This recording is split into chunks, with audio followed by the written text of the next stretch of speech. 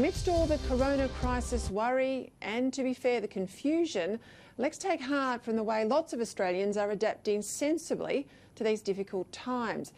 They're not waiting for government to tell them what to do. They're just looking at what they can do to protect themselves or to help others, and then just getting on with it. Take Qantas. Now, it's pretty obvious that, at least until the vaccine is available, there'll be no non-essential travel.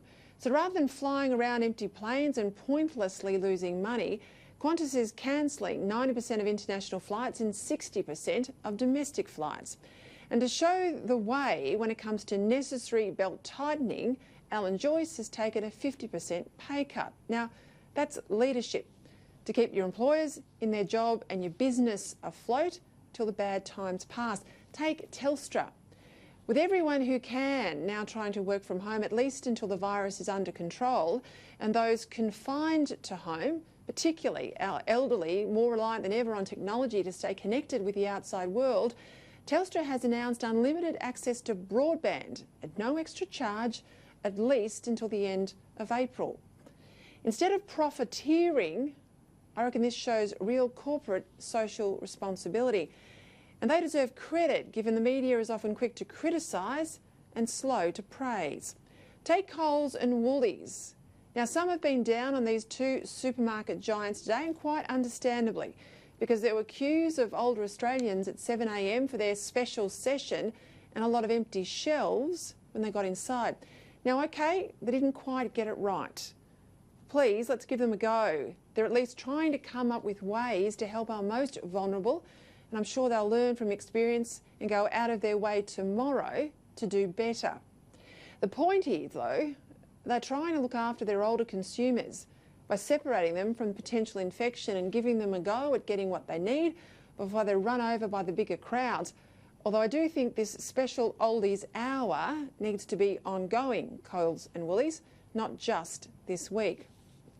Now, obviously, the next few months are going to be very tough for some businesses and for many workers. There are the businesses whose work will almost dry up: airlines, restaurants, hotels and gyms. And all the businesses that always slow down when times are tough, like building and construction. Then there's the businesses whose work will become much harder with surging demand and possible staff shortages. Food production, distribution, for instance, and obviously everything and anything to do with healthcare. Then there's all the essential services, the personnel who can't possibly work from home: police, Sambos, fireys, train and bus drivers, power workers and so on. They'll all just have to soldier on despite the risk of infection. The talk today about a second stimulus package needs some closer analysis, because right now all the usual rules about stimulating an economy by spending don't work, when at the same time we're telling those same consumers to limit their social interactions. What's needed now in all of this is not so much a stimulus package from the government, but a maintenance one, a life raft, if you like, because people are just not going to spend when they're anxious about going out. I said this last week, didn't I, to the Prime Minister.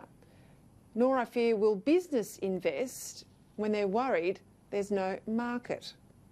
What's needed right now is the ability for key parts of the business community to survive a period with very little cash flow and not get foreclosed on.